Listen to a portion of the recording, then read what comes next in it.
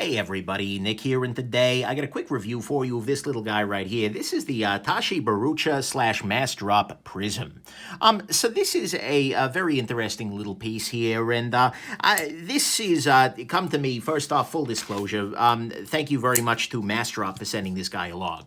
This knife was provided to me as a prototype review sample to take a look at, then send back, before it was publicly available. In fact, at the time I'm filming this, I may be one of relatively few people who've seen this knife. But anyways, I had a chance to handle this before it was publicly known, and that's why you're getting this this quick review shortly after it goes live. So there you go. But thank you very much to Massdrop. We have to assume that this is a better quality controlled piece than most, and I've tried not to let that influence my review, but full disclosure, there it is. Next thing, let's do a size comparison. Here it is against the Spyderco Delica. Here it is against the Ontario Rat number 1 in D2 steel. Oh, and as always, I told him it could be a gem, it could be junk, etc. Yeah. Anyways, Rat 1 in D2 steel, Rat 2 in D2 steel. Then here it is against some of the other Massdrop knives that they've done in the past. This is the Ferrum Forge Falcon. This is the Ferrum Forge Crux that Massdrop did. And then here is the Ferrum Forge Gent. Here we go, Ferrum Forge Gent. So you can see here, this is probably the biggest on this dimension knife that Massdrop has made yet. But yeah, anyways. Then next thing, this is a collaboration between Massdrop and Tashi Bharucha. As you know, they've done a couple of collabs with Ferrum Forge. It's nice to see them reaching out to other designers as well. I like the Ferrum guys, but variety is the spice of life. And Tashi is absolutely one of those designers who needs to have more budget stuff available. Very, very seldom is his stuff actually accessible to people in the world, and so I appreciate very much that. And finally, I got to note, this is a prototype. This is not a knife that is reflecting the final version, although Massdrop swears it's similar enough to the real deal, to be reviewable, but that's why you're getting a quick review, and of course your mileage may vary, so if they make major changes, please don't drag me over the coals for it. I'm just doing my best there. And that's also why there is no disassembly, although there's a second reason for that we'll get to later on. But anyways, let's go ahead and jump into the good and the not so good of this particular little pocket knife here. Not that little. First off, this is got a nice blade. It's RWL34, which is absolutely a good to go sort of steel. It's similar to CPM 154. It's by the Dammer Steel people. It's a solid steel, 100%. This also has a nice hand-rubbed kind of satin finish here. Those are always attractive. Are they necessary? No, but it's attractive. Can't argue with that. It's got a nice tall grind to it. So you start at a very, very thick blade stock, but it gets down to something that is thin-ish. Well, actually, let's not go that far, but it gets down to a much thinner edge at the bottom there, which is nice and gives an attractive overall look. I mean, this is a big, tall, full, flat grind, which I do tend to like. Next thing on the blade, the blade hole is actually well chamfered. They've put a different chamfer at the top than they have at the bottom, which I really actually appreciate, and it makes this guy very pleasurable to flick out there. Sometimes knives that do the fingernail flick take a little bit of your fingernail with them every time. Because this chamfering, though, it's very nicely done. And then it does have a very subtle, but very nice little swedge at the top here, which I do appreciate very much. And so that's very good.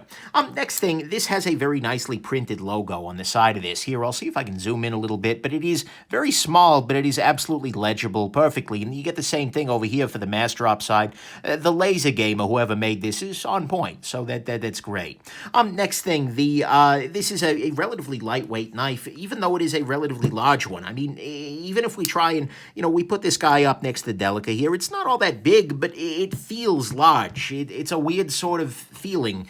And this guy comes in at a pretty light sort of weight. I mean, 3.6 ounces. It's not like, oh my God, but given the thickness of this blade stock and the fact that it's just got this huge wall of blade, because of this skeletonization, it is absolutely lighter than you would expect. So that's good. Next thing, this has sort of a pseudo-integral construction. It reminds me very much of the Liang Ma Endeavor made by Rayot there, and this has that same sort of thing where one side looks entirely clean and the back side, looking from a distance, you can hardly see that this is not one piece here. And so you just have these two screws that go straight into the titanium on the other side there. It's an interesting design touch, and it's not something you've seen very often. And so that's always nice to see. So why not, right? Next thing, size-wise, this is a Tashi knife that the average human can carry. I mean, size-wise, in terms of blade length, this comes in under 3.5 inches. inches, which makes it legal in a bunch of places. And, you know, unlike knives like the Muscle, etc., this is a very reasonable everyday carry choice in terms of size and overall shape and utility. Speaking of utility, I actually do very much like the design of the knife that keeps the handle much higher than the edge of the blade there. Because that means if you're actually cutting down onto a surface here, it's very easy because your knuckles are going to be roughly in line with the blade. And so I appreciate very much that they give you that option, and especially if you change your grip a little bit, you can get the full edge of the blade down onto like a cutting board or something. So if you're using this for food prep, a little weird, but hey, why not? Where you really can't do that with a lot of conventional knives, whether it's due to a flipper tab or just the overall geometry of the knife. So that's kind of a nice thing. I appreciate that. Next thing, as you just saw, this knife flicks beautifully. The best way I've found to open this guy is by using my middle finger there and by flicking this little guy open. It's it's interesting. You can absolutely do a thumb kind of thing. I found myself wanting to use my thumb and index finger to overcome the detent, which is really tuned for flicking, but, this is a flicky knife, and so that's nice. The skeletonization is really impressive here, because, well, they've knocked out damn near every bit of metal they can off of this. Even the lock bar has skeletonization in the middle of it there, and in most cases, the skeletonization is completely flow-through. So unlike a lot of knives that have that, this is just kind of solid. It's just cut right straight through, which is neat. And in fact, they've used the area of the lock bar relief to put the logo in. That's awesome. And so I appreciate that very much. There's only one hole that isn't completely see-through, and that's where the clip screw has to go, so I kind of get it. So that's nice, and it lends actually a very nice balance to this knife, because even though this has a very thick blade, you might expect this to become then very very light in the handle, but no, the balance on this knife is still absolutely well done, so I appreciate that. And then finally, this has a very unique design. It is a very, very Tashi knife. You look at this knife and it's like, yeah, Tashi made this. It's just kind of in his vein. I look at this, it's just like, yeah, it's Tashi. And there haven't been that many more accessible price point sort of knives out of Tashi, and so that's great to me. And so to me, all of that is the good, is that it's a unique design, it's impressively skeletonized, great flicking action, nice size, pseudo-integral construction, lightweight, well-printed logo with a very nice blade on it. On the bad side, first off, the price is a little bit high. It's $250. This is not like, oh my god, you're ripping me off price. And honestly, given all of the skeletonization here, it's probably not far off what the machining actually costs. I don't feel like they're taking us for a ride here, but the thing is, this is a price at which you have to love the design. Because if you don't really love every aspect of this design, there are way better knives that you can buy for that price point. That's a fair amount of money. And so it's not something that's like bad in the sense of like, oh my god, but the thing is, it's something you have to keep in mind. You either love this knife and you're willing to pay that price, or you don't love it and the price is ridiculous. So there you go. Next thing, the factory on this guy is left unstated. What I mean by that is that, for instance, with the Ferrum Forge collabs, it's made by We Knives. It's kind of a three-way collaboration. This is just the Massdrop and the Tashi Bharucha. And Massdrop is not saying who makes this knife. And in fact, I asked them directly. I asked my guy at Massdrop. He said that it is made in China, but they are contractually obligated not to reveal the maker identity. And in fact, he went further and said that the maker would have required them to charge a higher retail price if the knife were publicly associated with their name. They wanted to make them charge more money to use the factory's name. To me, this is not great. I mean, I have no documents. I have no way of confirming this. I don't even know who actually made the damn thing. But if that's true, that's honestly really ugly, because it means, to start with, someone's getting a little full of themselves over there in China, because there are a lot of quality OEMs out there right now. I mean, no matter who it is, none of them should command that kind of premium. And there's not really a best Chinese maker at this point. I mean, each of them has strengths and weaknesses. And so if I know that this were by We, I would be expecting some things. If I knew it was by Rayot, I'd be expecting other things. If I knew it was by Kaiser, whatever. Look, so knowing who made a knife is a way for purchasers, for consumers to get information that helps guide their pricing decisions. I think it's a great thing. But the other thing is, it's kind of hilarious that they're wanting to charge more money to tell people who made this one. At least to me, this seems pretty obvious. I mean, it has a lot of thread locker, it's got an oddly high price, and there are some startlingly similar collaborations that Tashi himself has been working with a known company. So at some level, who the heck are they kidding? And so maybe I'm wrong in my guess. I do not know who made this, but I have a pretty solid guess. And no matter what, I encourage transparency to give the consumers the useful information about who made the knife.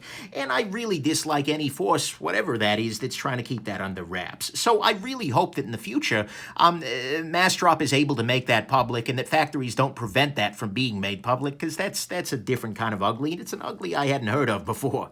But anyways, that's not about the knife though. So let's focus on things going on with the knife. To start with, this does need a detent ramp. There is definitely a pop forward as the detent goes up onto this guy. It's not a big deal, but it's a little deal. And for this kind of price point, sure, why not? Next thing, the lockup is only about 10%, maybe 20 if I'm being generous here. But that's not stellar. It's a little creepy. I tend to like a fuller lockup. Not a big deal, though. Next thing, ergonomically speaking, pardon me. This guy is okay. There are a lot of hot spots, though. Depending on where you grip, you can get hot spots here, you can get hot spots off the clip tip here. They were just hot spots. And each one of these little skeletonizations, although they're well chamfered on the inside there, I gotta respect that, it just makes this not so stellar in the hand. This is not a knife that I absolutely loved cutting with, just because there's a whole lot going on here. And so this is really designed more for the eye than the hand, I think. Next thing, this is thread locked shut. This is absolutely not great. These screws particularly had just a crap ton of thread locker on them, and that's not great. It's something I don't particularly appreciate, and it's a common sin from some makers. So I really hope that whoever the maker is dials that back in the final versions. Next thing, this is a very tall knife with a very flat grind, but still somehow it manages to be a little bit on the thick side behind the edge. I looked at this guy initially and thought, oh God, this is going to be an incredible slicer with this big, thick, but the thing is the blade is super thick and the grind just isn't all that I really wish that they brought this down to like a super acute edge, because that would have been great. That would have made this just like a slicing beast, and unfortunately they didn't, and so that's not great. I really wish that the grind was a little bit more aggressive here.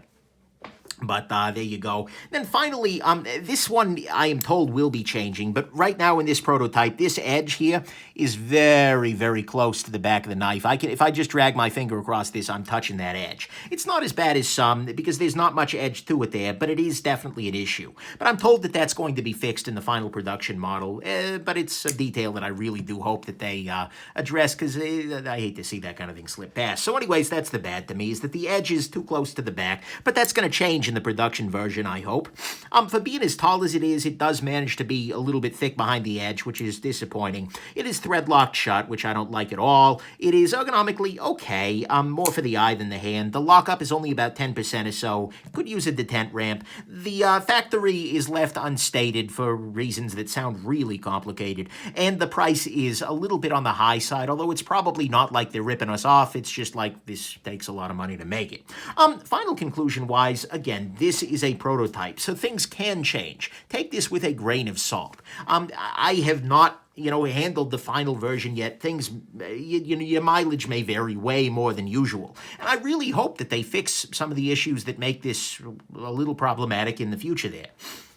Maybe the factory will realize, wait a second, we can say our name, whatever. But anyways, this is a fine knife as it is. Even this prototype, it's very pretty. It's very lightweight. It is a big name designer, and the factory, whoever they are, did a good job here. No complaints there.